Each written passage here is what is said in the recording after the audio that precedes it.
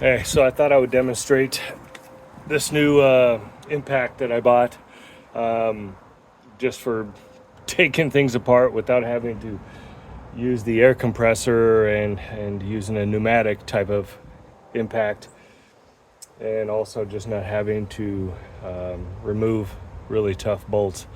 So this Milwaukee impact wrench I bought.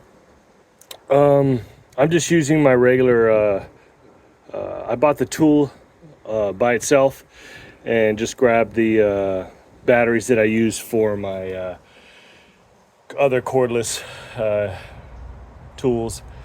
And what I've read in the manual, when you want to remove the bolts, you set it to reverse. And this really just depends on how much you want to crank it down before you do a final torque on it. I pretty much just always do one or two. And there is in the owner's manual, it shows you if you put it at 1, 2, or 3, kind of where it's going to hit it at, as far as what torque it might be at. But you really got to do a final torque with an actual torque wrench of some kind. So I just wanted to demonstrate how this works. Now, how the reverse works is it runs it in kind of like in a slow or a fast at first, and then once it feels it break, then it just easily comes out. And so these bolts are about 140, 150 foot-pounds.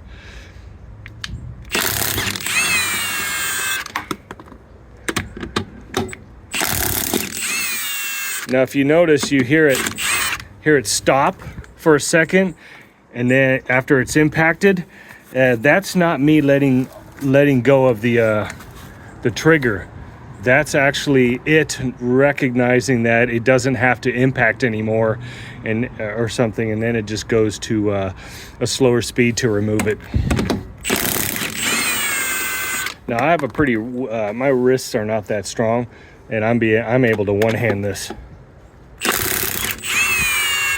Still probably a good idea to just have an extra arm on there, because it does twist my wrist a little bit.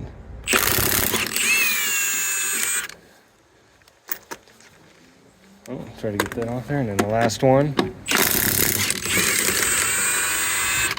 Now, I think there was a slightly heavier duty version than this one, but I just stuck with this model, which is the 2767-20. That might come up as buying the tool alone, but if you don't have any batteries for it, you may want to buy the one that comes with the battery.